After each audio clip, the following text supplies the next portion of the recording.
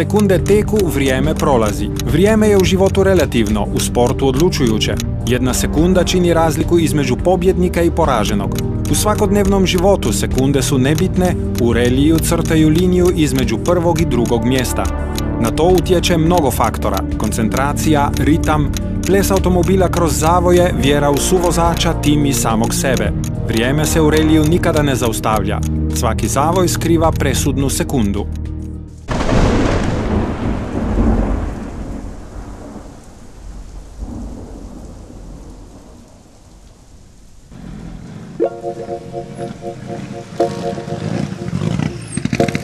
Šebalj i Klin su vodeći hrvatski relijaši. Na posljednjoj utrci državnog prvenstva u Poreču stigli su kao jedni od glavnih favorita. Sve se vrti oko pobjede, oko traženja idealne putanje kroz 13 brzinskih ispita na valovitom, uskim i skliskim cestama Istre.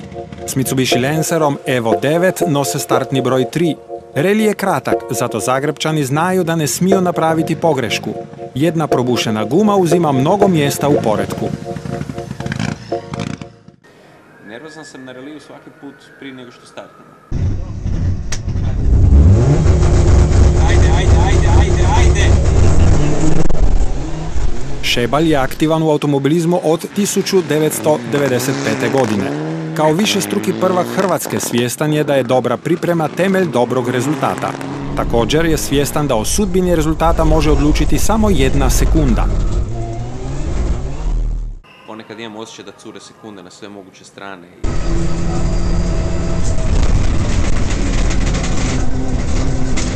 Ta prva misa, odnosno prvi dojam o brzinskom ispitu je jednostavno najčišći, on je 100% točan i grešaka nema.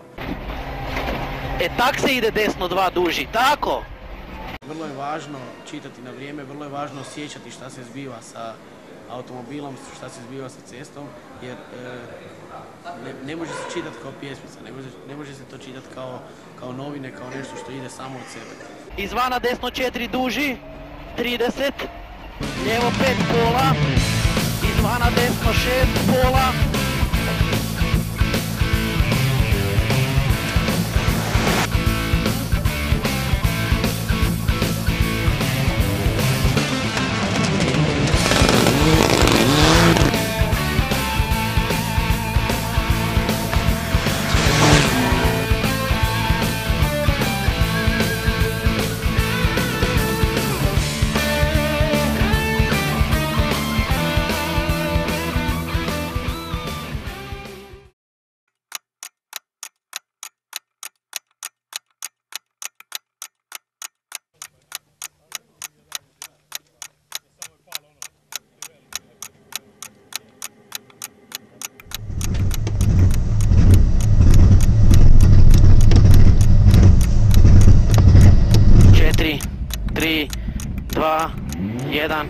Idemo, šikana izvana desno 1, lijevo 2, 40, izvana desno 3, haklaj full 30, u desno 2 trava full, lijevo 3. Šebalj i Klin su vodstvo u Poreču preuzeli na 4. brzincu. Najveće konkurenta su imali u iskusnom njemačkom vozaču Hermanu Gassneru, ali i ostalim favoritima, Danielom Šaškinom, Janosom Šiladžijem i Aleksom Humarom.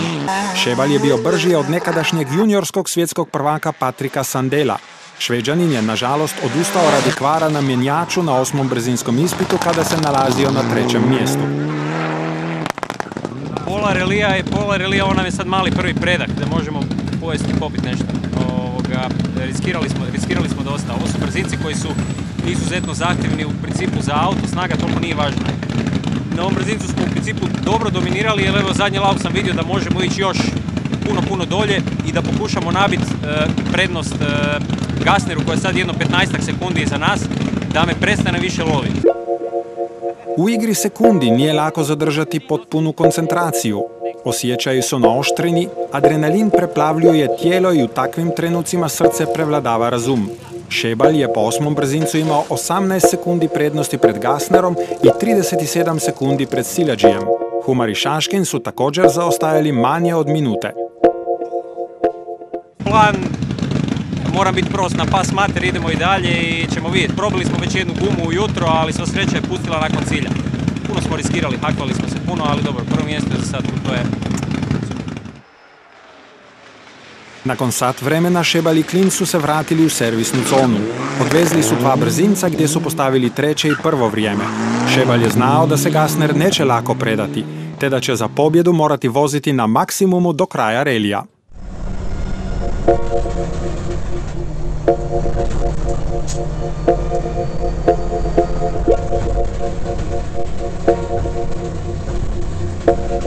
Kada je nad Porečom pao mrak, Šebal i Klin su jurili prema svojoj 15. pobjedi u karijeri na ovom istarskom reliju.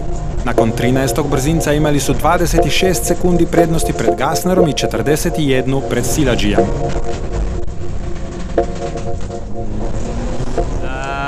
Pa u principu vozili smo po planu i nije bilo većih grešaka, jedanput smo imali jedan manji gumi defekt, ali to prošlo bez gubitka vremena na brzincu. Sve ostalo smo pičili po planu i hvala dragom Bogu uspjeli smo nabiti Gassneru kriznih tih 20 sekundi, nakon toga onda više nije toliko ganjao, u drugom laufu nije trebalo jako puno riskirati. A da je trebalo, bilo je još malo zalike. Ovak smo jednim jakim tempom došli do cilja i pobedili smo to. Sudbina se u reliju vrlo lako poigra s trkačem. Na jednoj strani pobjeda, veselje i planovi za budućnost, na drugoj strani izbjegavanje nesreće u kratkim dijelovima sekunde. Šebal i Klin su za cijeli relij u Poreču trebali 50 minuta. Za njih je taj dan sve išlo idealno, točno prema planu. Relij u svom okruženju spaja ljude koji su predani svome cilju, snovima i strasti. Kada relijaš stavi kacigu na glavu i kada mu se upali zeleno svjetlo na brzincu, nađe se u svijetu gdje vrijede drugačiji zakoni psihe. Srce lupa jače, razum slijedi tok adrenalina i jedino onaj koji u takvom stanju zadrži hladnu glavu može postati pobjednik.